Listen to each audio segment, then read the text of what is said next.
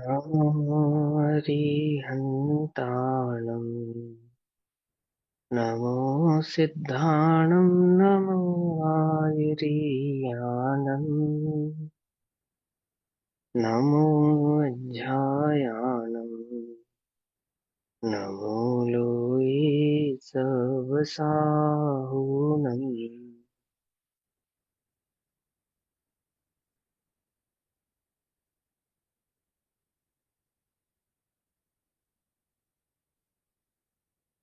नमः समय साराय सानुभूत्या च कासते चित्स्वभावाय भावाय सर्वभावान्तरच्छिदे।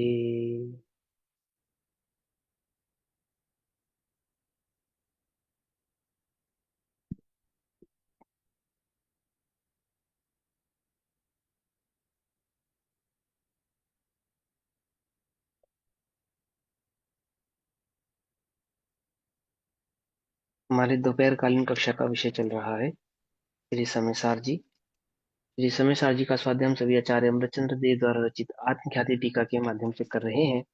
आत्मख्याति टीका पेज नंबर 602, कलश नंबर 254, 254। समयसार परिशिष्ट त्यागवाद अधिकार। 254 नंबर कलश में वस्तु स्वरूप को समझाते ना, ज्ञान के संबंध को समझा रहे हैं और ज्ञान के संबंध में अज्ञानी की जो मान्यता है उसका खंडन कर रहे हैं। ठीक है ना।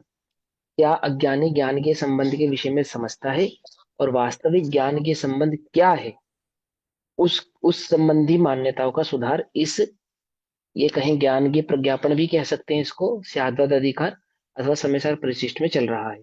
तो कलश नंबर 254, अंतिम जो कक्षा हुई थी वहां तक जो बात समझी थी उसके आगे समझेंगे। ठीक, ध्यान से पहले कलश पढ़ लेते हैं।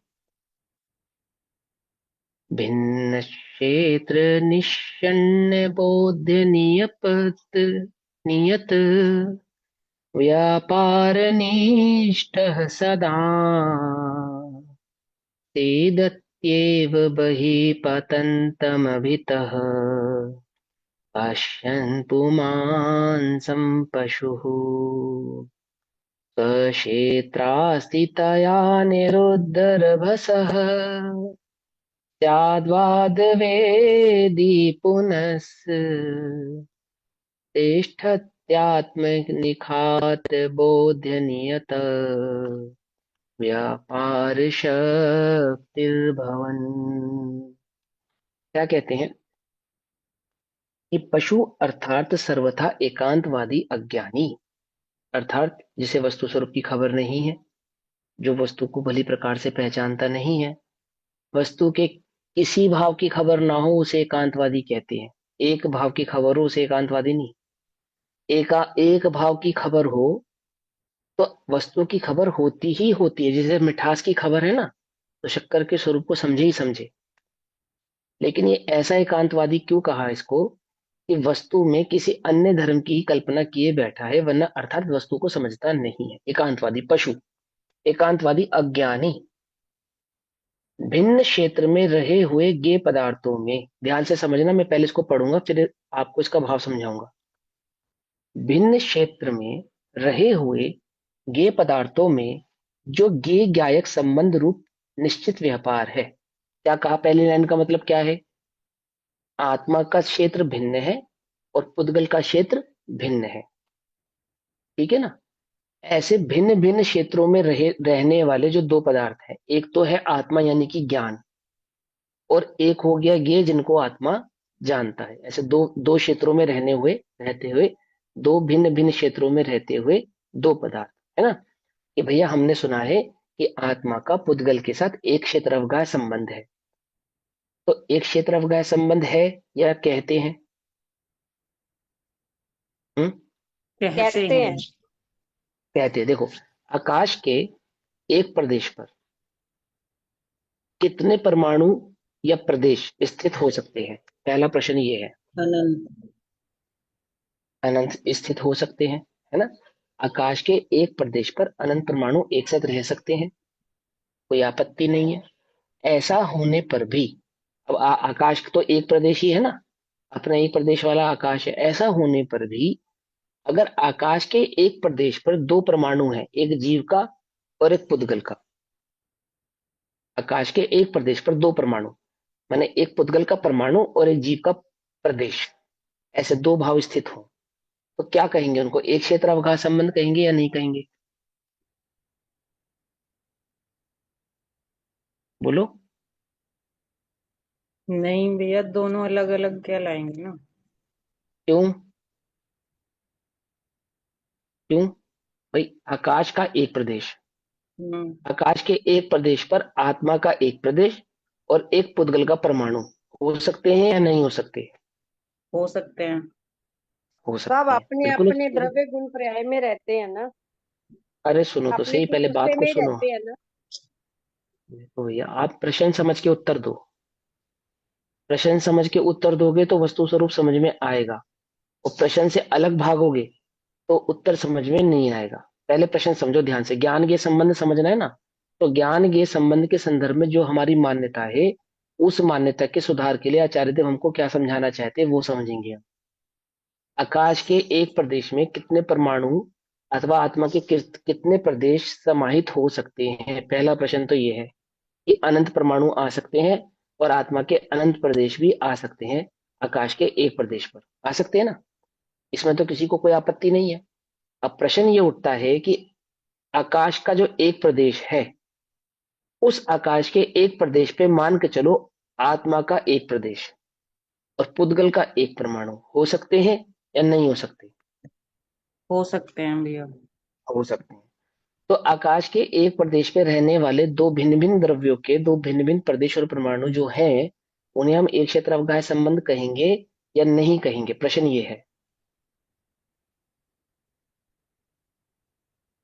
एक क्षेत्र किसी का प्रदेश संबंध पर है एक भैया। क्षेत्र का संबंध कहलाएगा भैया।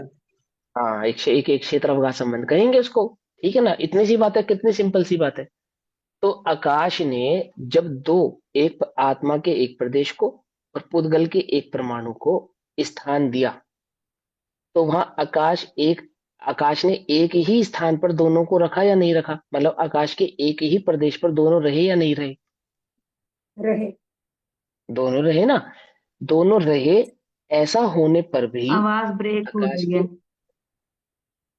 सभी को ब्रेक आ रही है? सभी को ब्रेक होकर नहीं आ रही है? भैया, नहीं सही है नहीं भैया, नहीं आपकी सही। आवाज कोई ब्रेक नहीं हो रही। हाँ, आप सुनो ध्यान से। तो ऐसा होने पर भी आकाश के एक प्रदेश पर दो भिन्न भिन्न द्रव्यों के दो भिन्न भिन्न प्रदेश परमाणु होने पर भी जो भिन्न भिन्न द्रव्य हैं, उनके जो क्षेत्र हैं वो भिन्न ही रहते हैं। क्या कहा? ऐसा होने पर भी, ऐसा होने पर भी क्या रहते हैं? भिन्न रहते हैं। एक क्षेत्रावकाश संबंध किसको कहा? कि आकाश के एक प्रदेश पर रहने वाले दो भिन्न भिन्न द्रव्यों के प्रदेश और परमाणुओं को एक क्षेत्रावकाश संबंध कहा, आकाश की अपेक्षा से। लेकिन अगर परमाणु और प्रदेश की अपेक्षा से देखें, उन दो द्रव्यों की अपेक्षा से देखें जिन दो द्रव्यों की बात आकाश के एक प्रदेश पर चल रही है, तो पुद्गल पुद्गल अपने क्षेत्र में है और जीव अपने क्षेत्र में है। जीव ने पुद्गल के क्षेत्र को ग्रहण नहीं किया और पुद्गल ने जीव के क्षेत्र को ग्रहण नहीं किया। तो प्रश्न उठता है कि आकाश का तो एक ही प्रदेश था और उस पर दो भिन्न भिन्न जब प्रदेशों और परमाणुओं ने स्थान लिया, तो उनके प्रदेश भिन्न भिन्न कैसे रहे? कि भैया आकाश के एक प्रदेश में इतनी सामर्थ्य है कि वो अनंत पुद्गल परमाणुओं को भी स्थान दे सके और जीव के असंख्यात प्रदेशों को भी स्थान दे सके। इतनी उसके पास सामर्थ्य है। इसलिए उस सामर्थ्य के कारण दो भिन्न भिन्न द्रव्य तो आकाश के एक प्रदेश पर स्थापित हो सकते हैं। ऐसा होने पर भी जो दो भिन्न द्रव्य होते हैं, उन दो भिन्न द्रव्यों के प्रदेश और परमाणु भिन्न ही रहते हैं, एकमेक हो नहीं जाते। आई बात समझ में? इतनी सी बात समझ में आती है, कोई मुश्किल तो नहीं है इसके अंदर, है ना? प्रदेश और परमाणुओं की बात समझ में आ गई। ऐसे ऐसे एक स्थान पर रहे हुए उद्गल और जीव के प्रदेशों को एक क्षेत्रवगह संबंध कहते हैं। आकाश की अपेक्षा से, जब हम उसको आकाश की अपेक्षा से देखेंगे तो वो एक क्षेत्र अवगाह संबंध कहलाएगा। परंतु उन्हीं दो द्रव्यों को जब उन्हीं द्रव्यों की अपेक्षा से हम देखेंगे, यानी जीव और पुद्गल को जीव और पुद्गल की अपेक्षा से देखेंगे, तो हम पाएंगे कि एक स्थान पर रहते हुए भी वे एक नहीं हुए हैं। उन दोनों के जो क्षेत्र हैं वो भिन्न ही है। आ गई बात समझ में? आ गई ना? अब यहाँ पे जो बात चल रही है वो जीव और पुद्गल की अपेक्षा से चल रही है, ना कि आकाश की अपेक्षा से। पॉइंट पकड़ में आया सभी को या नहीं समझ में आया? जब हम कह रहे हैं एक क्षेत्रावकाश संबंध, तो इसका मतलब हम आकाश द्रव्य की अपेक्षा से बात कर रहे हैं। और जब हम कह रहे हैं कि दोनों के क्षेत्र भिन्न भिन्न है, तो हम उन दो द्रव्यों की बात कर रहे हैं जो आकाश के उस एक प्रदेश पर स्थापित है। पकड़ में आ गई बात? नहीं पकड़ में? है ना? अब देखो, जब केवली समुद्घात होगा तो आकाश के प्रत्येक प्रदेश पर आत्मा का एक एक प्रदेश होगा या नहीं होगा? होगा। तो जब आकाश के प्रत्येक प्रदेश पर आत्मा का एक प्रदेश होगा, तो क्या वहां मात्र आत्मा का एक प्रदेश ही होगा और कुछ नहीं होगा? अन्य बोलो। छह द्रव्य अन्य द्रव्य अन्य भी द्रव्य अन्य द्रव्य भी होंगे, है ना? अन्य द्रव्य भी होंगे, अन्य द्रव्यों के प्रदेश और परमाणु भी होंगे, है ना? होंगे या नहीं होंगे? और हो सकता है कि किसी और उसी समय पे अन्य किसी केवली का भी समुद्घात हुआ हो, बाय चांस हो सकता है। एक साथ दो केवलियों का समुद्घात हो सकता है ना? तो वहां आकाश के एक प्रदेश पर दो आत्माओं के प्रदेश होंगे या नहीं होंगे? तो भी एक केवली की अपेक्षा से आकाश के एक प्रदेश पर आत्मा का एक प्रदेश ही कहलाएगा। जब अन्य केवली की बात करेंगे तब भी एक प्रदेश कहेंगे। उसी समय पुद्गल की बात करेंगे तो उसके अनंत अथवा एक प्रदेश की बात, परमाणु की बात करेंगे। तो हम किसकी अपेक्षा से चर्चा कर रहे हैं? क्योंकि आकाश के एक प्रदेश में सामर्थ्य कितनी, कि सामर्थ्य तो इतनी है कि अनंत अनंत जीव राशि को और अनंत अनंत पुद्गल परमाणुओं को जगह अवगाहना वह दे सके, ऐसी उसकी सामर्थ्य है। पकड़ में आ गई ना बात? आकाश की सामर्थ्य की अपेक्षा से तो हम कहेंगे एक क्षेत्रावगाह संबंध। लेकिन जब हम पर्टिकुलर उस द्रव्य की बात करेंगे, तब दोनों के प्रदेश हम पाएंगे कि भिन्न ही है, परमाणु भिन्न ही है, एक में को हुए नहीं है। कोई कंफ्यूजन हो इस बात में तो बताओ। ठीक, अब हम आगे चले। देखो क्या कहा उन्होंने, कि भिन्न क्षेत्र में रहे हुए गे पदार्थों में जो गे ज्ञायक संबंध रूप निश्चित व्यापार है। कैसा व्यापार है?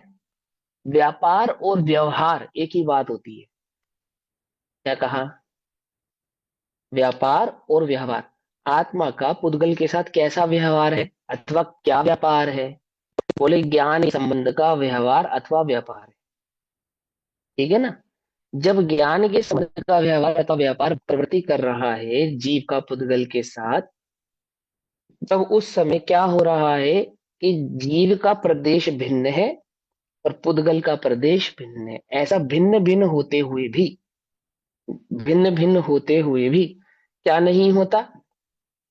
दोनों एक दूसरे ज्ञान के संबंध होता है और एक दूसरे के प्रदेशों में व्यापार करते नहीं है, अर्थात एक दूसरे के प्रदेशों में प्रवेश करते नहीं। आगे बस समझ में? अब अब आगे की जो बात समझनी है, उससे पहले कुछ जरूरी बात समझनी हमको पड़ेगी, उसकी हम यहाँ पे चर्चा करते हैं।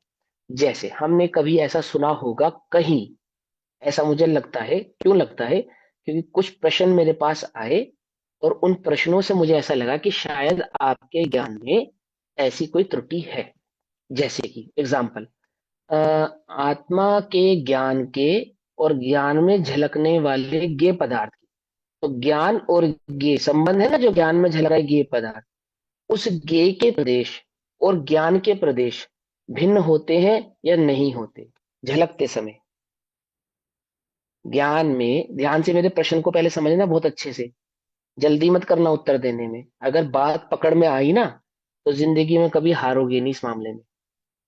जिस समय ज्ञान पर पदार्थ को जान रहा है, अर्थात ज्ञान में जब गे झलक रहे हैं, तो झलकते समय, फिर हाईलाइट करता हूं, झलकते समय ज्ञान के प्रदेश और गेयों के प्रदेश भिन्न भिन्न होते हैं या एकमिक होते हैं? झलकते समय उस झलकन में ज्ञान के प्रदेश और ज्ञेय के प्रदेश एकमेक होते हैं या भिन्न भिन्न होते हैं?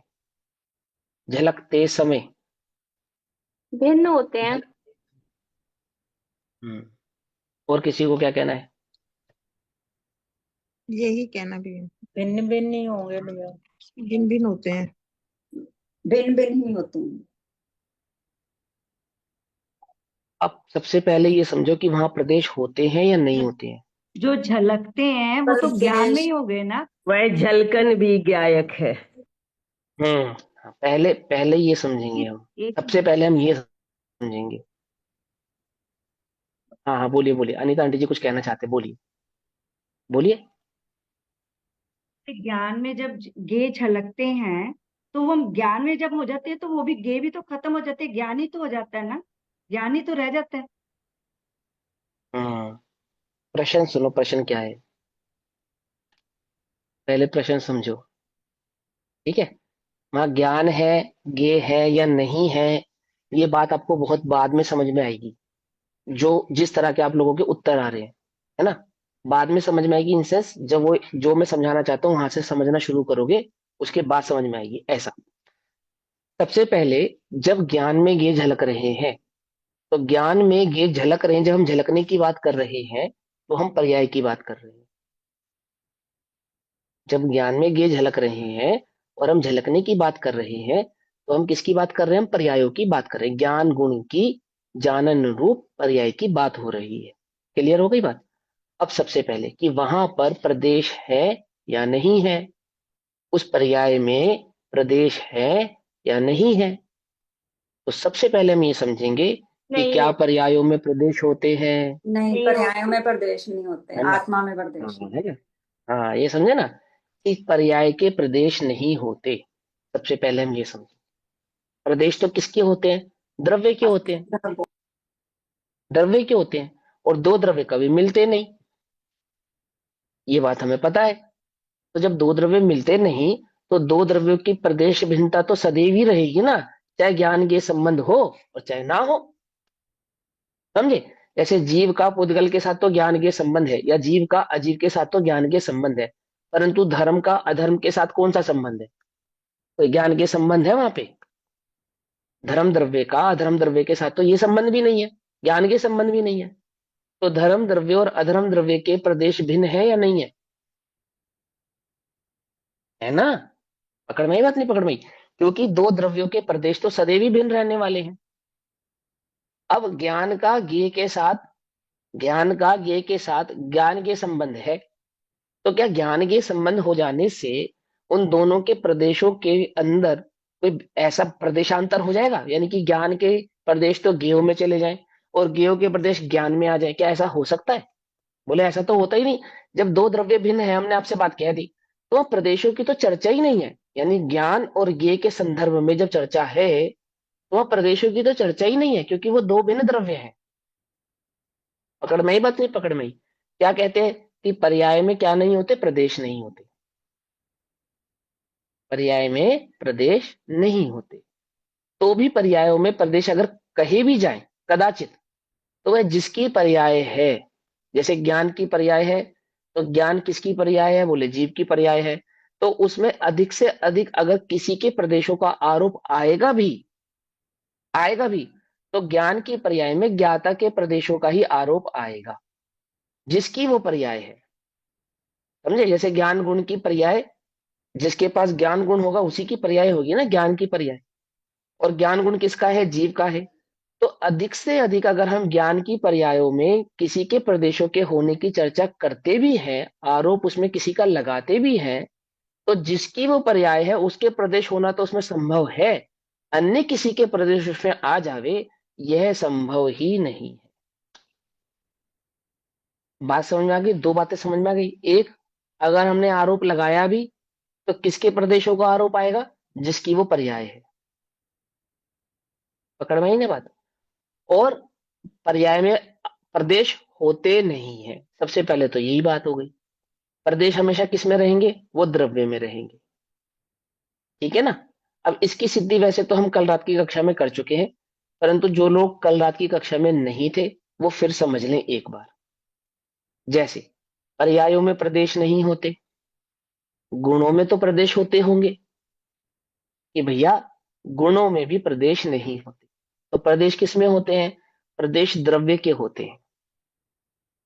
ठीक, सिद्ध कैसे करेंगे भैया कि प्रदेश द्रव्य के होते हैं, गुणों के नहीं होते और पर्यायों के नहीं होते?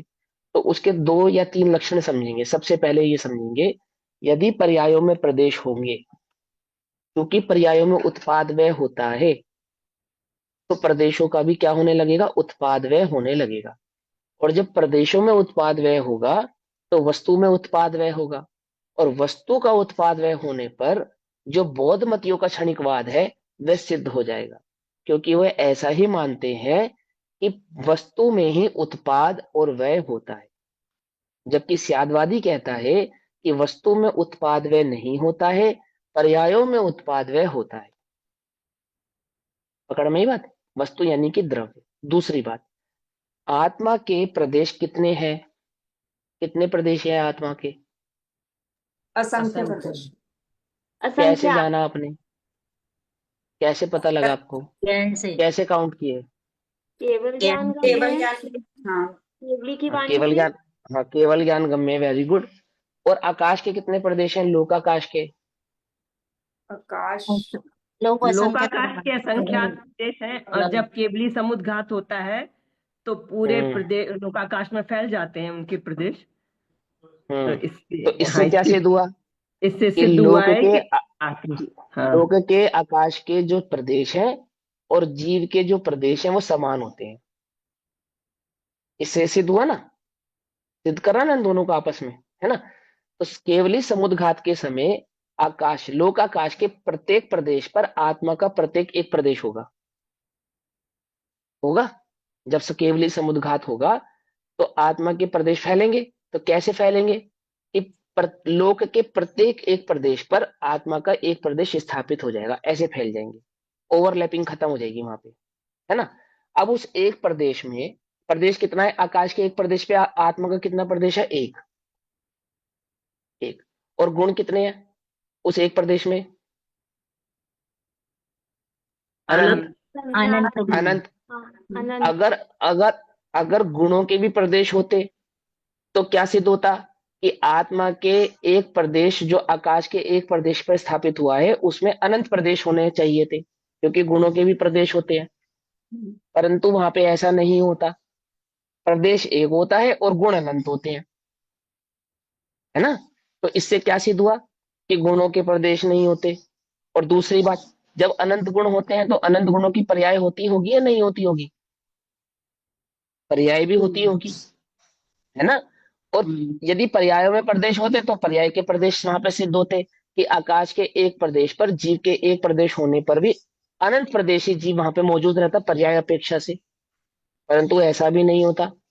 तो क्या सिद्ध हुआ उससे कि प्रदेश सदैव द्रव्य में रहते हैं, वे कभी गुणों के नहीं होते और वे कभी पर्यायों के नहीं होते। पर्याय गुणाश्रित होती है, गुण द्रव्याश्रित होते हैं। समझ में आई बात? क्लियर कट हो गई बात?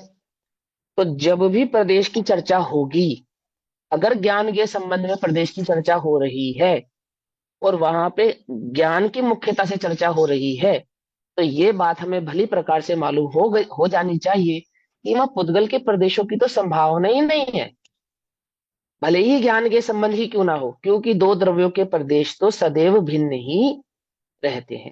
और चूंकि हम ज्ञान के संबंध की बात कर रहे हैं, वो ज्ञान गुण की पर्याय की चर्चा चल रही है, तो पर्याय में प्रदेश होते नहीं। पकड़ में आई? मैंने पकड़ में क्लियर हो गई बात? तर्क समझ में आया? अब जिस समय जैसे तालाब ज्ञान है और चंद्रमा ज्ञेय है, तालाब क्या है? ज्ञान, और चंद्रमा क्या है? ज्ञेय।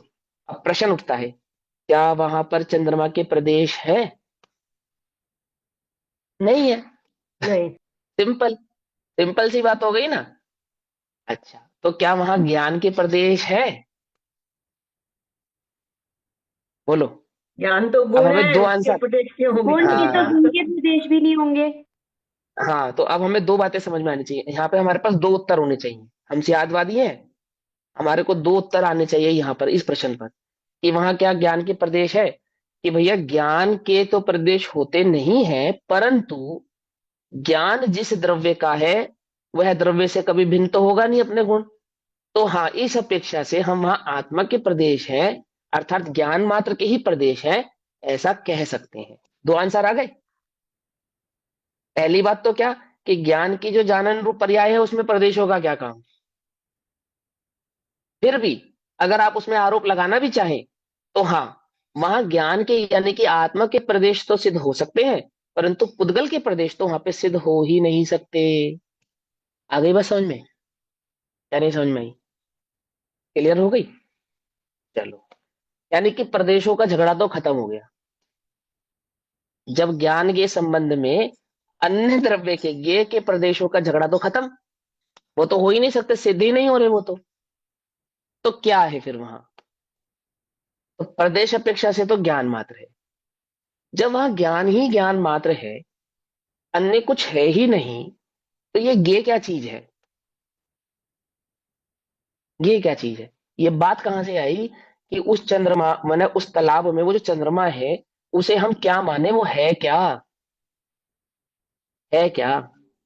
तो आपको ज्ञान की स्वच्छत्व शक्ति का ज्ञान होना चाहिए, है ना? क्या होना चाहिए? ज्ञान की स्वच्छत्व शक्ति का ज्ञान। क्या है स्वच्छत्व शक्ति का ज्ञान? कि देखो भाई, जब आप आत्मा की ओर देखोगे अर्थात तालाब की ओर देखोगे, तो सिवाय पानी के वहां आपको कुछ दिखाई नहीं देगा।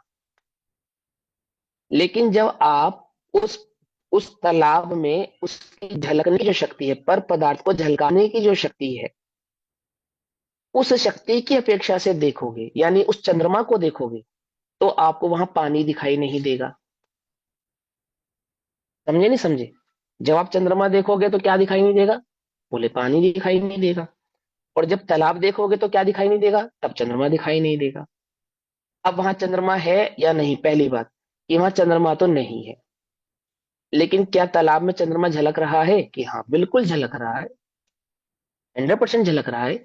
और इस झलकने को ही ज्ञान के संबंध कहते हैं।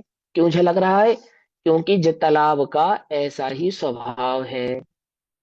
बस तालाब का ही ऐसा स्वभाव है? नहीं, चंद्रमा का भी ऐसा स्वभाव है। तालाब का स्वभाव है कि वो चंद्रमा को झलकाए, और चंद्रमा का स्वभाव है कि वो तालाब में झलके। पकड़ में ही बात नहीं? पकड़ में, समझे? यदि चंद्रमा में झलकने का स्वभाव नहीं होता तो तालाब चंद्रमा को नहीं झलका सकता था। और यदि तालाब में झलकाने का स्वभाव नहीं होता तो भी वो चंद्रमा को नहीं झलका सकता था। तो पहले तो हम यह निश्चय करें कि ज्ञान में पर पदार्थ को जानने की शक्ति है, तो ही वो पर पदार्थ को जानता है। पर पदार्थ में ज्ञान में जानने में आने की शक्ति है, तो ही वो पर पदार्थ ज्ञान में जानने में आने रूप जानने में आता है। तो समझ में आ गई बात? और इस जानने की शक्ति और जानने में आने की शक्ति को ही ज्ञान के संबंध कहते हैं। क्या कहा?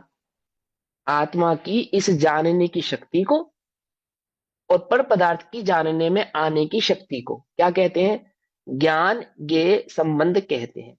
भैया, जानने की जानने शक्ति की जिस शक्ति स्वच्छत्व शक्ति हो गई और जानने में आने की शक्ति प्रमेयत्व शक्ति हो गई। हाँ, बिल्कुल करेक्ट बात है, वो परमित शक्ति है। तो जानने में जो जानने वाली की जो शक्ति है उसको कहते हैं ज्ञान, और जानने में आने वाले को कहते हैं ज्ञेय। पकड़ में ही बात? अब हम जब ज्ञान ज्ञेय की बात कर रहे हैं तो वहां दैट मीन्स हम जानने की शक्ति की बात कर रहे हैं। ना तो दो द्रव्यों की बात कर रहे हैं, ना दो द्रव्यों के प्रदेशों की बात कर रहे हैं, ना दो द्रव्यों के क्षेत्रांतर की बात कर रहे हैं। हम तो वहां ज्ञान की शक्ति की बात मात्र कर रहे हैं, कि ज्ञान में ऐसी शक्ति है कि वो पर पदार्थ को जाने, और पर पदार्थ में ऐसी शक्ति है कि वो ज्ञान के जानने में आवे। ज्ञान की उस शक्ति का नाम क्या है? ज्ञान के संबंध है। ज्ञान के संबंध दैट मीन्स पर्याय ज्ञान की। ज्ञान के संबंध दैट मीन्स क्या है? पर्याय ज्ञान की। और जब पर्यायों की बात चल रही है तो प्रदेश संबंधी प्रश्न ही वहां उठता नहीं है। क्लियर कट हो गई बात? कोई कंफ्यूजन रहा? अब पहला प्रश्न, जब ज्ञान में गे झलकते हैं तो क्या गेयों के प्रदेश ज्ञान में प्रवेश करते हैं? ये नहीं करते। इससे क्या सिद्ध हुआ कि ज्ञेय अपने स्थान पर ही रहता है और ज्ञान अपने स्थान पर ही रहता है, क्योंकि स्थानांतर होने के लिए ज्ञेयों के प्रदेशों को ज्ञान में प्रवेश करना पड़ेगा, जो कि असंभव है, होगा नहीं। समझ में आई बात, नहीं समझ में आई? बोलो, समझ में आ गई या नहीं समझ में आ गई? जल्दी बोलो फटाफट, हाँ ना कुछ तो बोलो। हाँ आ भाई गई समझ में। आ गई, आ गई। अब एक कदम और आगे चलो, कि जिस समय तुम ज्ञेय देखोगे उस समय तुम्हें ज्ञान नहीं दिखेगा, और जिस समय तुम ज्ञान देखोगे उस समय तुम्हें ज्ञेय नहीं दिखेगा। तुम कौन हो? ज्ञान हो या ज्ञेय हो? कौन हो तुम? तुम ज्ञान हो तो ज्ञान को देखो, पर को क्यों देखते हो? कि भैया वो दिख रहा है, दिख नहीं रहा है, तू देख रहा है। क्या कहा? क्या समझे? कुछ समझे या नहीं समझे? दिख नहीं रहा है तो देख रहा है, कि देख रहा हूं और दिख नहीं रहेगा, क्या क्या मतलब है? देख भाई, परमित गुण के कारण ज्ञान में जानने में तो अवश्य ही आएगा, हमेशा ही आएगा, उसका तो तू निषेध नहीं कर सकता। उसके लिए तो तुझे अपने जानने की शक्ति का त्याग करना पड़ेगा, क्योंकि पुद्गल में ही ऐसी सामर्थ्य है कि वो पर को नहीं जान सकता। हाँ? पर नहीं जानने की शक्ति तो पुद्गल में है, ज्ञान में थोड़ी है। ज्ञान में तो पुद्गल को जानने की शक्ति है, अपने को जानने की शक्ति भी है ना? ज्ञान में तो दोनों शक्तियां हैं। कहता है कि वो जानता ही नहीं। आवाज नहीं आ रही सही, आवाज नहीं आ हाँ, रही। कोई बात नहीं, आ रही है। एक मिनट को अभी आई ठहर। ये नेट। अब तू कहे कि मैं तो पर को जानता ही नहीं, तो पर को नहीं जानने की सामर्थ्य तो पुद्गल की है। पकड़ में ये बात, नहीं पकड़ में? और निज और पर दोनों को जानने की सामर्थ्य किसमें है?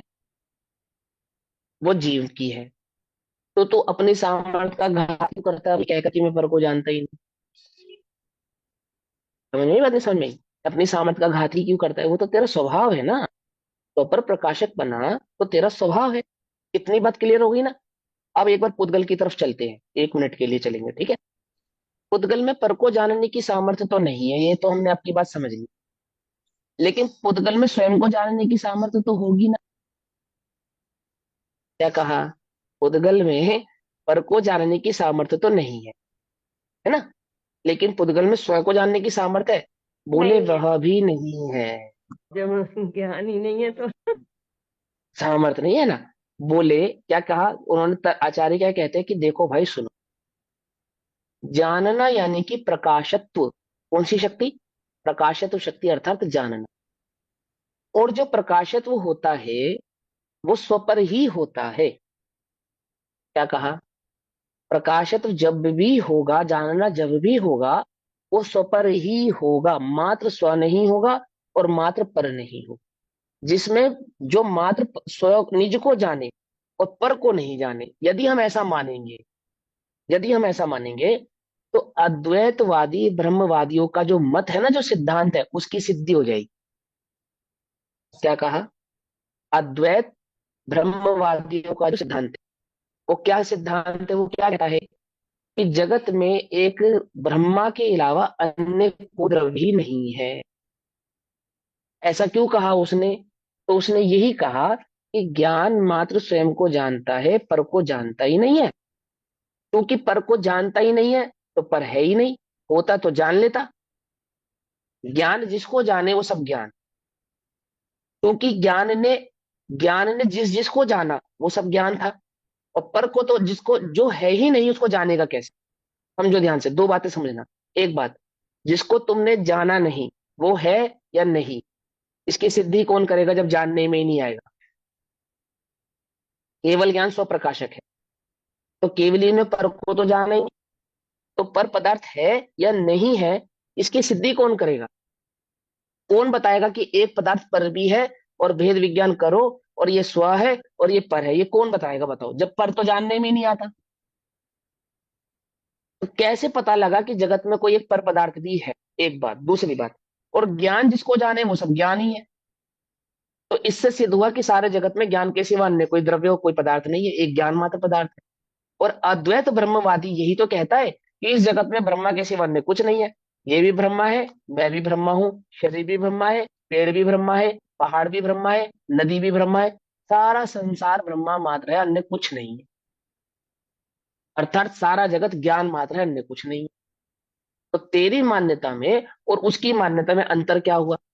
फिर काय का भेद विज्ञान और किससे भेद विज्ञान, और क्या फिर सुपर प्रकाशक? जब जानने में ज्ञान ही आ रहा है और ज्ञान के सिवा कुछ आ ही नहीं रहा है। कुछ बात समझ में आ रही नहीं आ रही है? पकड़ में आ रही है नहीं पकड़ में आ रही है? तो पहले तो इस मत का खंडन करने के लिए तुम्हें यह समझना पड़ेगा कि ज्ञान सुपर प्रकाशक ही होता है। और दूसरी बात कि ज्ञान का स्वभाव है जिसमें भी स्व को जानने की सामर्थ्य होगी, उस ही में पर को जानने की सामर्थ्य भी एज इक्वल उतनी ही होगी। कैसे होगी सिद्ध करो? तो तर्क देते हैं, सुनो। कि पेंसिल नजर आ रही है, यहां नजर आ रही है, तो प्रकाश भी नजर आ रहा है। क्या कहा? कुछ बात समझ में आई या नहीं? यदि प्रकाश नहीं होता, यदि प्रकाश नहीं होता तो क्या पेंसिल नजर आती? नहीं नजर आती। इससे क्या सिद्ध हुआ? कि वो स्व को प्रकाशित करने वाला जो प्रकाश है, जब जब वह जहां जहां वह होगा, वह स्वयं को तो प्रकाशित करेगा ही, परंतु पर को भी प्रकाशित करेगा। क्या कहा आचार्यों ने? कि प्रकाश के समीप जो वस्तु होती है वह वस्तु भी प्रकाशित होती है, और जब वस्तु प्रकाश के समीप नहीं होती है, प्रकाश तब भी प्रकाशित होता है। ऐसा आचार्य ने उदाहरण दिया या नहीं दिया? याद है? इसी समय सारजी में पीछे दिया है ना, प्रकाशत और प्रकाशित्व शक्ति के अपेक्षा में, प्रकाशत और प्रकाशित्व की अपेक्षा से। तो क्या कहा? एक प्रकाश जो स्वयं को तो प्रकाशित कर ही रहा है, अर्थात जब उसके निकट अन्य पदार्थ होते हैं तो वे भी प्रकाशित होते हैं, और जब अन्य पदार्थ प्रकाश के नजदीक नहीं होते हैं, प्रकाश तो तब भी प्रकाशित होता ही होता है। अर्थात ज्ञान जब सर्वव्यापी, यानी कि जब ज्ञान में ऐसी सामर्थ्य हो जाएगी कि उस लोकालोक को जाने, तो लोकालोक उसमें प्रकाशित होगा ही होगा, प्रकाश के नजदीक होगा ही होगा। नहीं हो ऐसा होगा नहीं। और उसी समय प्रकाश भी प्रकाशित होता है, इसी समय प्रकाश ही प्रकाशित होता है। अब मैं जब जब प्रकाशय अर्थात वस्तु को देखता हूं तो प्रकाश नजर नहीं आता, तो भी प्रकाश है या नहीं? और जब जब मैं प्रकाश को देखूं तो वस्तु नजर नहीं आएगी, वस्तु है या नहीं? है। इसको कहते हैं ज्ञानीय संबंध। ये तो हमें समझ में आया गुरुदेव। अब मैं देखूं किसे? बोले तेरा कल्याण किसको देखने से होगा? बोल, ज्ञान को देखने से होगा या ज्ञ को देखने से होगा? बोले होगा तो ज्ञान को देखने से। तो बोले ज्ञान को देख, ज्ञ को क्यों देखता है? और वो जो ज्ञ आ रहे हैं ज्ञान में, उसमें गड़बड़ हो रही है। वो कुछ नहीं हो रहा। बोले कैसे गड़बड़ हो रही है, बता क्या हो रही है? बोले प्रकाश को क्या फर्क पड़ता है? कोई फर्क नहीं पड़ता। वही प्रकाश नाले पे पड़ा और वही प्रकाश सोना चांदी पे पड़ा, तो प्रकाश अशुद्ध हुआ या नहीं हुआ? बोलो भैया। तुम अपनी टॉर्च से जंगल में अपनी खोई हुई वस्तु ढूंढ रहे थे, और तुम्हारे टॉर्च का प्रकाश जंगल में पड़े हुए गाय के गोबर पे पड़ा, तो जो तुम्हारी टॉर्च का प्रकाश था वो अस्वच्छ हुआ या नहीं हुआ? नहीं हुआ। बोलो क्यों नहीं नहीं हुआ? हुआ। क्यों नहीं हुआ? उसकी झलकन थी वो खाली। वो जो वो जो पदार्थ था जिसपे वो टॉर्च पड़ी थी, वो प्रकाश पड़ा था, वो पदार्थ गंदा नहीं था, मलिन नहीं था? नहीं। पदार्थ मलिन नहीं था? वो गाय का गोबर अथवा भैंस का गोबर वो मलिन पदार्थ नहीं है? मलिन पदार्थ है लेकिन प्रकाश नहीं मलिन हुआ। हाँ, ऐसे ही ज्ञान लोकालोक को जानने से मलिन नहीं होता। समझे? क्योंकि वो गोबर है ना, जो उसके प्रदेश प्रकाश में नहीं जाते और प्रकाश के प्रदेश गोबर में नहीं जाते, परंतु एक क्षेत्र अवकाश संबंध के बिना प्रकाश गोबर को प्रकाशित कैसे करेगा? कुछ बात समझ में आई या नहीं आई? यानी जो प्रकाश उस पे पड़ा तो संबंध तो एक ही तरफ गया हो गया। ऐसा होने पर भी प्रकाश अस्वच्छ होता नहीं है, स्वच्छ ही रहा है। ऐसे ज्ञान में ये झलकने पर भी ज्ञेयकृत अशुद्धता ज्ञान में आई नहीं है। बोले क्यों नहीं आई? क्योंकि जो ज्ञेय ज्ञान में झलका है उस ज्ञेय के प्रदेशों ने ज्ञान में प्रवेश नहीं पाया, और ज्ञान के प्रदेशों ने ज्ञेय में प्रवेश नहीं पाया। दोनों के प्रदेश सदैव भिन्न ही रहे हैं। जानने पर ज्ञान कैसा रहता है? ज्ञान ज्ञान रूप ही रहता है। अब उसी समय तू प्रकाश को देखे तो सिवाय प्रकाश के एक मिनट भैया, अन्य कुछ नजर एक नहीं। सेकंड। अभी आपने बोला ज्ञेय के प्रदेशों ने ज्ञान के प्रदेशों में प्रवेश नहीं पाया। अब आप यहाँ पे ज्ञेय के प्रदेश क्यों बोल रहे हो, जबकि ज्ञेयों के तो प्रदेश ही नहीं होते। यहाँ पे अरे प्रदेशों का समझाया क्या तो मतलब? था। पूरी सुनो, फिर दोबारा सुनना, रिपीट सुनना कक्षा, ठीक है? फिर से सुनना। फिर भी मैं बता देता हूँ कि जब हमने कहा ज्ञान के प्रदेश, तो हम ये कह रहे हैं कि आत्मा के प्रदेश। और जब हम कह रहे हैं ज्ञेय के प्रदेश, इसका मतलब हम कह रहे हैं पुद्गल द्रव्य के प्रदेश। क्यों कह रहे हैं ऐसा? क्योंकि जिसकी पर्याय होगी उनके प्रदेशों का, उस द्रव्य के प्रदेशों का तो उसकी पर्याय पे आरोप कर सकते हैं, अन्य की पर्याय का अन्य के द्रव्यों पे आरोप नहीं कर सकते। तो जब हमने ज्ञान के प्रदेश कहा है, दैट मीन्स हम ये कहना चाहते हैं कि वो ज्ञान का जो ओरिजिन स्तोत्र है, उस द्रव्य के प्रदेश ने उस पर पदार्थ के प्रदेशों में प्रवेश नहीं पाया। और वह जो पर पदार्थ है, यानी कि पुद्गल आदि अजीवादी जो द्रव्य हैं, जिनकी वो पर्याय ज्ञान जान रहा है, उन पुद्गल आदि अजीवादी द्रव्यों के प्रदेशों ने ज्ञान आदि गुणों में प्रवेश नहीं पाया, अर्थात ज्ञान आत्म द्रव्य में प्रवेश नहीं। जो द्रव्य है अशुद्ध नहीं है, तो द्रव्य के गुण और द्रव्य की पर्याय अशुद्ध कैसे हो सकती है? उसको कहते हैं गुण सत, द्रव्य सत और पर्याय सत, इसको कहते हैं। पकड़ो ही मत। वहां पे अशुद्ध पर्यायों को भी शुद्ध सिद्ध किया जाता है, मालूम? शुद्ध मिथ्यात्व की पर्याय भी शुद्ध, अशुद्ध नहीं। उल्टा नहीं पकड़ना, उल्टा नहीं पकड़ना है ना, सीधा सीधा समझना बात को। हाँ आंटी जी, क्या कहना चाहते जैसे गोबर की अपेक्षा शुद्ध है। हैं? हाँ, गोबर गोबर गोबर की अपने अपेक्षा अपने गोबर शुद्ध की है। अपेक्षा शुद्ध है। हाँ। हाँ ऐसा ही है, ऐसा ही है, बात ऐसे ही है। लेकिन लेकिन उल्टा नहीं पकड़ना, मिथ्या नहीं पकड़ना। यहाँ पे द्रव्य की अपेक्षा से, गोबर की अपेक्षा से नहीं। समझे नहीं समझे? क्योंकि पर्याय का विवेक तो ज्ञानी को होता ही है, उसकी बात नहीं कर रहे। गोबर पर्याय की अपेक्षा से तो अशुद्ध, द्रव्य की अपेक्षा से शुद्ध है। पकड़ में ही बात नहीं, पकड़ में, है ना? ऐसा ये जैन मत है। अब ये ज्ञान ये संबंध हुआ। अब वहां तालाब में क्या है बोलो? बोले सिवाय पानी के और कुछ नहीं। लेकिन इसका मतलब ये नहीं है कि उसके गे पने का निषेध कर दिया, चंद्रमा के झलकने का निषेध कर दिया, अथवा चंद्रमा को ही पानी मान लिया, ऐसा नहीं। गे को गे को ज्ञान नहीं मानता, एक बात। और गे कृत अशुद्धता ज्ञान में होती नहीं, ऐसा जानता है, ऐसा जानता है। और ऐसा जानकर गे उसे आक्रांत नहीं होता, भयभीत नहीं होता, मात्र ज्ञान की ही दृष्टि करता है। वह ज्ञानी है, सम्यक ज्ञानी। जो ज्ञेयों का निषेध करे वो सम्यक ज्ञानी नहीं है। बोलो भैया, ज्ञेयों को धो डालने वाला कौन है? जो ज्ञेयों को धो देना चाहता है, क्या कहा उसे? मिथ्या दृष्टि, पशु, कौन सा? अनेकत्व। पशु। अनेकत्व भाव को नहीं पहचानने वाला, जो ज्ञेयों के कारण आत्मा को अनेकत्व की प्राप्ति हो गई है ऐसा मानता है, वह मिथ्या दृष्टि पशु ज्ञेयों को धो देना चाहता है, अर्थात ज्ञान से ज्ञेयों को हटा देना चाहता है, मिटा देना चाहता है। लेकिन ज्ञानी ज्ञान में रहते हुए ज्ञेयों पर, ज्ञान में ज्ञेय झलकते होने पर भी ज्ञेयों की दृष्टि नहीं करता, ज्ञान की दृष्टि करता है। ज्ञेयों का निषेध नहीं करता, ज्ञान की दृष्टि करता है, उसको ज्ञानी कहा। अंतर समझ में आया नहीं आया? ज्ञान में ज्ञेय झलकते ही नहीं है, ये बात गलत है। समझ में बात नहीं? समझ में या नहीं समझ में?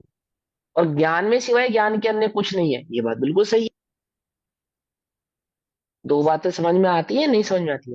क्या कहा पहले कि तालाब में पानी के सिवा कुछ नहीं है, बिल्कुल सही कहा आपने। और ज्ञान में तालाब में चंद्रमा की झलक ही नहीं है, ये गलत कहा आपने। पकड़ में ही बात, पकड़ में, समझे? ज्ञान में गे नहीं है, ऐसा नहीं है। हाँ, ज्ञान में गे नहीं है, दैट मीन्स पर पदार्थ नहीं। लेकिन ज्ञान में ज्ञेय तो भाव भी नहीं है, ऐसा नहीं, क्योंकि ज्ञान प्रकाशक शक्ति वाला होने से तो पर प्रकाशक पने का कभी त्याग करेगा नहीं।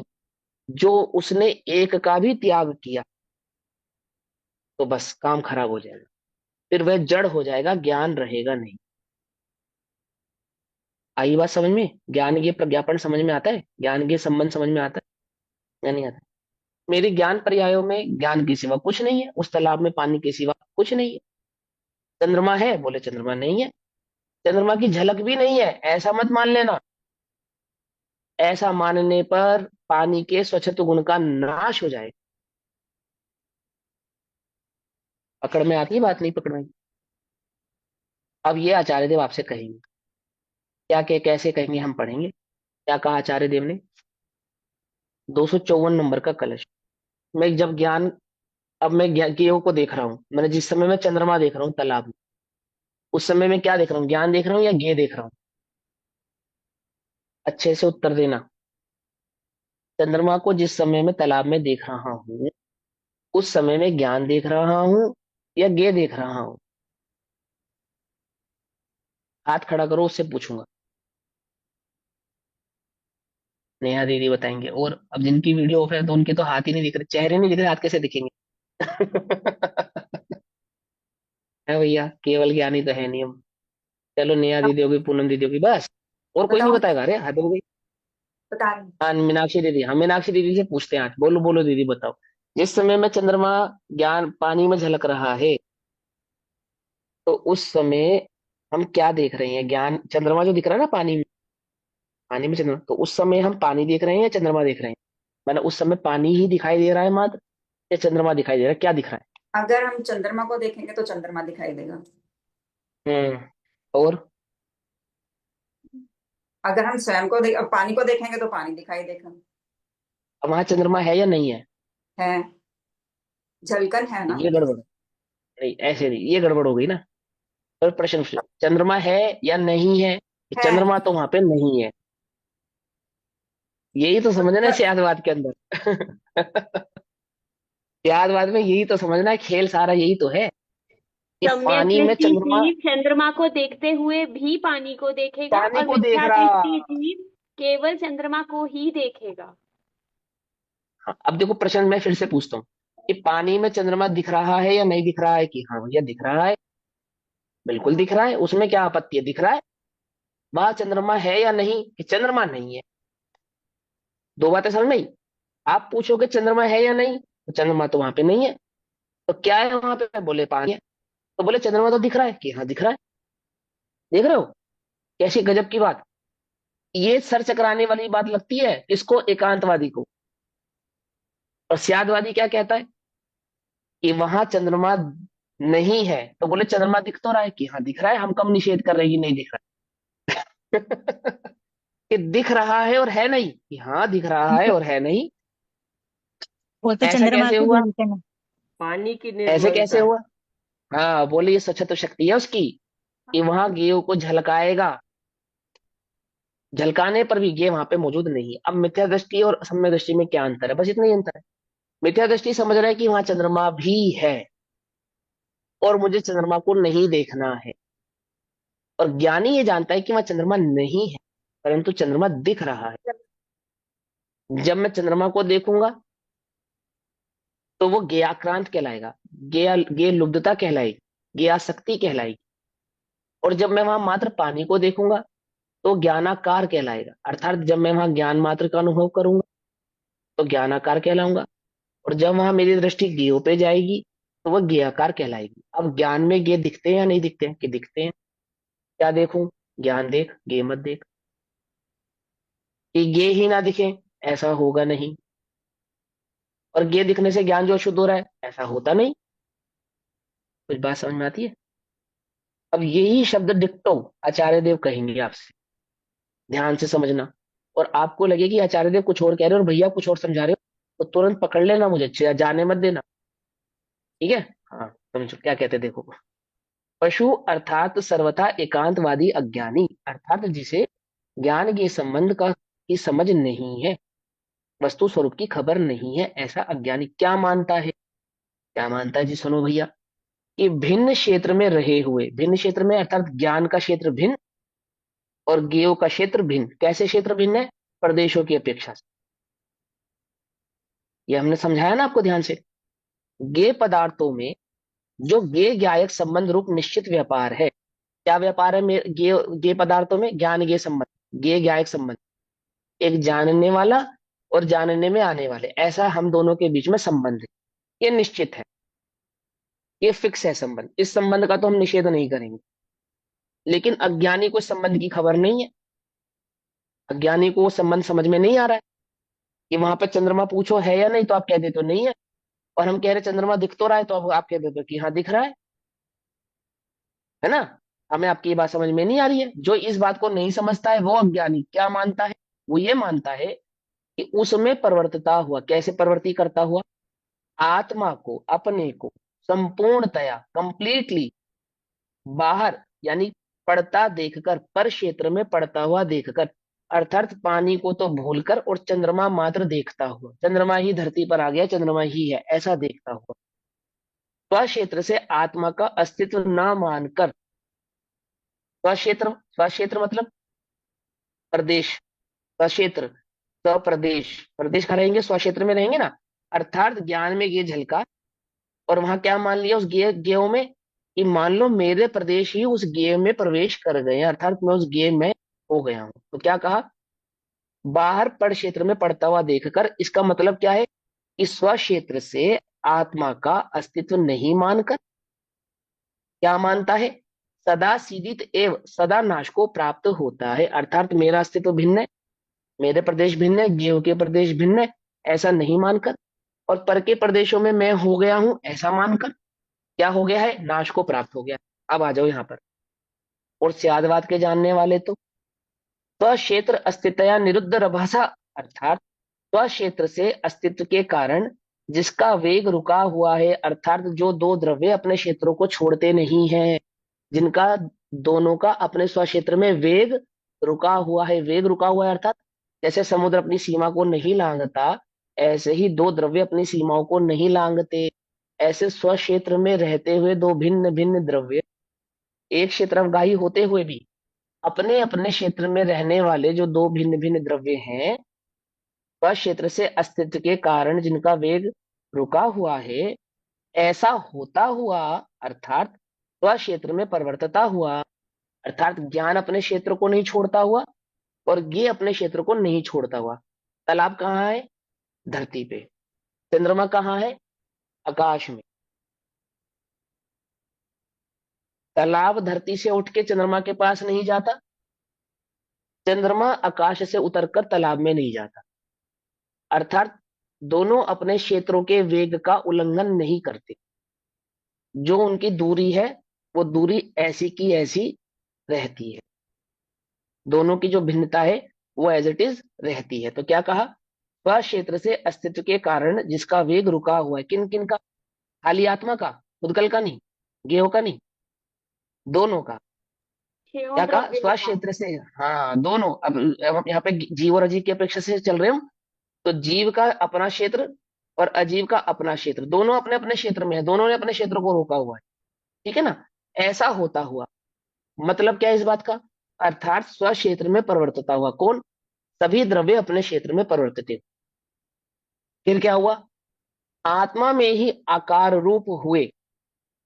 अब जो तालाब में आकृति बनी है, तो तालाब में ही, तालाब में चंद्रमा की आकृति बनी है ना, चंद्रमा में तो तालाब की आकृति नहीं बनी, चंद्रमा में तो तालाब की आकृति नहीं बनी, तालाब में चंद्रमा की आकृति बनी है।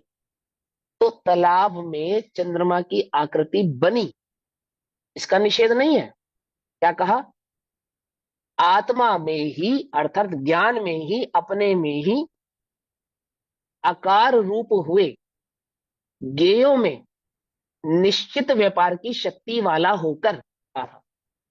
निश्चित व्यापार कौन सा था? कौन बताएगा निश्चित व्यापार कौन सा था? अपनी अपनी क्या लिखा पर्यायों है? में जो परिणमन होता है। ये नहीं नहीं नहीं नहीं, निश्चित व्यापार बतलाओ। अभी निश्चित व्यापार बताया ना आचार्य देव ने, पहले पहले लाइन में पहले व्यापार समझाया था, नहीं समझाया था? तुम्हें भूल गए? ज्ञेय ज्ञायक संबंध। हाँ, ये समझाया ना, भिन्न भिन्न क्षेत्र में रहे हुए गेय पदार्थों में जो गेय ज्ञायक संबंध रूप निश्चित व्यापार है, वो व्यापार पहले बताया ना तुमको। बात शुरू करने से पहले व्यापार की खबर कराई थी नहीं कराई थी? अब क्या कहा उन्होंने यहाँ पे, फिर उसी बात को, इस क्षेत्र में परिवर्तन आत्मा में ही आकार रूप हुए गेयों में निश्चित व्यापार की शक्ति वाला होकर। कौन सी शक्ति वाला होकर? निश्चित व्यापार की। कौन सा व्यापार निश्चित किया था? ज्ञान के संबंध का जो हमारा व्यापार है, ऐसे इस व्यापार की निश्चित संबंधता होकर टिकता है, अर्थात जीता है, नाश को प्राप्त नहीं होता।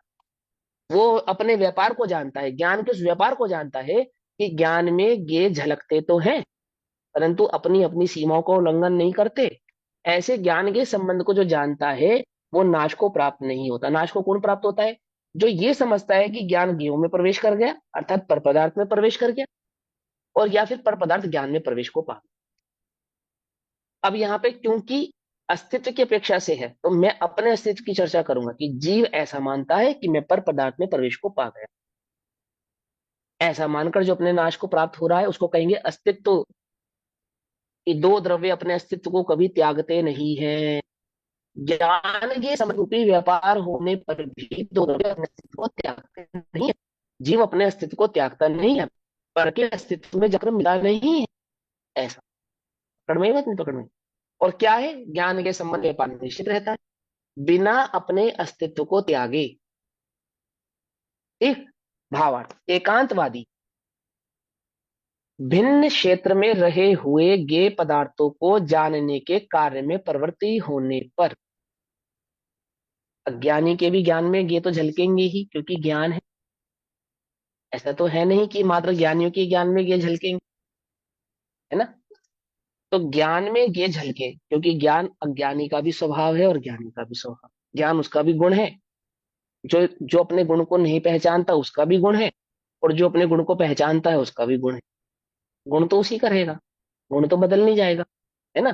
तो क्या कहा? एकांतवादी भिन्न क्षेत्र में रहे हुए गेय पदार्थों को, जो जैसे अन्य द्रव्यों का क्षेत्र भिन्न है और अपना क्षेत्र भिन्न है, ऐसे दो क्षेत्रों में रहे हुए, भिन्न भिन्न क्षेत्रों में रहे हुए पदार्थों को जानने के कार्य में प्रवृत्त होने पर, अर्थात जब वह उसके ज्ञान का विषय बनते हैं, उसके जानने में आते हैं, ऐसा होने पर क्या होता है कि आत्मा को बाहर पड़ता ही मानकर, अर्थात मानो आत्मा उस गेय रूप हो गया हो, मैं वह गेय ही हो गया हूं।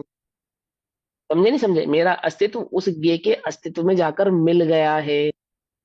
तो किसका अस्तित्व मात्र रह गया? मात्र उस गेय का ही अस्तित्व रह गया है, ऐसा मानकर। ठीक है ना? स्व क्षेत्र से अस्तित्व न मानकर, अर्थात मेरे प्रदेश कभी अपने अस्तित्व को त्यागते नहीं है, मेरा द्रव्यत्व भाव कभी अपने भाव को त्यागता नहीं है, ऐसा नहीं जानने वाला अपने को नष्ट करता है, मात्र गेय रूप ही हो जाता है, गेय लुप्त हो जाता है, गेयासक्त हो जाता है, गेयाक्रांत हो जाता है। अगली बात समझ में, तीन शब्द कौन कौन से? गेय लुप्त, गेयासक्त या गेयाक्रांत हो जाता है। कौन हो जाता है? जो ज्ञान के संबंध को नहीं पहचानता है, वो हो जाता है। अब आगे चलो, अब ज्ञानी की बात सुनो। क्यों भैया? ज्ञानी तो ज्ञेय को जानता नहीं, मात्र ज्ञान को ही जानता है, ऐसा ही है ना? क्यों? तो आचार्य क्या कह रहे हैं, उनकी सुन लेते हैं। और स्यादवादी, तो स्यादवादी माने ज्ञानी, जिसे वस्तु स्वरूप की समझ है, उसी की बात चल रही है ना। जो स्यादवादी है, जो ज्ञानी है, जिसे वस्तु स्वरूप की खबर है, उसी की बात चल रही है ना। वह क्या मानता है? पर क्षेत्र में रहे हुए ज्ञेयों को जानता हुआ। अरे ये क्या लिख रहे हो आचार्य देव आप? पर क्षेत्र में रहे हुए ज्ञेयों को जानता है ज्ञानी? हमने तो सुना था कि ज्ञान ज्ञेयों को जानता ही नहीं। हम्म। और वो क्या कह रहे हैं कि जो ज्ञानी है, जो स्यादवादी है, जो वस्तु स्वरूप को जानता है, जिसे वस्तु स्वरूप की समझ है, वो पर ज्ञेयों को जानता हुआ और ज्ञेयों को ज्ञेय मानता हुआ। क्या कहा? ज्ञेयों को नहीं जानता हुआ नहीं, ज्ञेयों को ज्ञेय जानता हुआ, ऐसा। तो क्या कहते हैं? पर क्षेत्र में रहे हुए ज्ञेयों को जानता हुआ, अपने क्षेत्र में रहा हुआ, अर्थात मेरा द्रव्यांतर क्षेत्रांतर हुआ नहीं है, ऐसा मानता हुआ, ऐसा जानता हुआ, आत्मा स्व क्षेत्र से अस्तित्व धारण करता है, अर्थात मेरा अस्तित्व मेरे से है, ज्ञेयों से नहीं। ज्ञेयों का अस्तित्व मेरे अस्तित्व से भिन्न है, भिन्न भिन्न है, जो मेरे ज्ञान में झलक रहे हैं, ऐसे उन ज्ञेय पदार्थों का अस्तित्व मेरे अस्तित्व से कैसा है, अत्यंत भिन्न है, ऐसा मानता हुआ टिकता है, अर्थात नाश को प्राप्त नहीं होता, अर्थात ज्ञेयासक्त नहीं होता, ज्ञेय लुब्ध नहीं होता, ज्ञेयाक्रांत नहीं होता, परंतु ज्ञेयों को जानने वाला तो होता है। पकड़ में ही बात है ना। इस प्रकार स्वक्षेत्र से अस्तित्व का भंग कहा है, अस्तित्व भंग। अब आठवें भंग के कलश रूप को काव्य को कहते हैं नास्तित्व भंग की अपेक्षा। कलश नंबर 255, नास्तित्व भंग, इसकी चर्चा हम कल करेंगे, अभी समय हुआ। तब तक के लिए सभी को जय जिनेन्द्र। ओम नमः सिद्धेभ्यः। एक बात कह रही हूँ भाई साहब, मेरे को आज ये महसूस हो रहा है कि ऐसी चर्चा ही सर्वार्थ सिद्धि में होती है, तभी वो खत्म नहीं होती कभी। सर्वार्थ सिद्धि के देवों में मेरी ऐसी चर्चाएं चलती हैं, तभी वो नाश को कभी होती ही नहीं है पूरी, ऐसी ही पूरी नहीं चर्चा होती कभी। आंटी ये कहना ऐसी चाह रहे ही हैं कि चर्चा। ये चर्चा ऐसी लग रही है कि ऐसी चर्चा ही वहीं चलती होगी, वो ये कहना चाह रहे हैं। इससे भी अद्भुत चलती है। हमको तो यही अनुभव लग रही है। अच्छा, हम इसके तो बाद अज्ञानी मिथ्या दृष्टि है, ये करने के बाद आत्म हमको संबंधी क्या चर्चा सुनने में करेंगे बड़ा आनंद आएगा। हैं? शास्त्र स्वाध्याय में जो अभी तक करा है हमने स्वाध्याय, और अब करेंगे, हाँ जी। उसमें बड़ा आनंद आएगा हमको। आनंद तो अभी भी आ रहा है। नहीं तो दो आनंद डिफरेंस हो गया, अभी आनंद डिफरेंस हो गया। और आपके भाव को मैं समझ के, बिल्कुल सही कहा आपने, और ऐसा ही है। लेकिन बस वो तो ज्ञानी है, एक सम्यक दृष्टि है, एक भवतारी है, उनका जो ज्ञान है, उनकी जो सामर्थ्य है, वस्तु स्वरूप को समझ है जो उनकी, ऐसी तो हमारे पास नहीं है ना। लेकिन हाँ, आत्मा वैसा ही है, आत्मा बिल्कुल वैसा ही है, उसमें रंच मात्र भी अंतर नहीं है ना। चर्चाओं में तो हम कहाँ उनकी बराबरी करेंगे, लेकिन आत्मा तो वैसा का वैसा ही है, उसमें फर्क नहीं है, वो ऐसा ही है। ओम नमः सिद्धेभ्य। निज निधि निज में बताई यह अनंत उपकार है, उसके लिए जिनवाणी माँ को वंदना शत बार।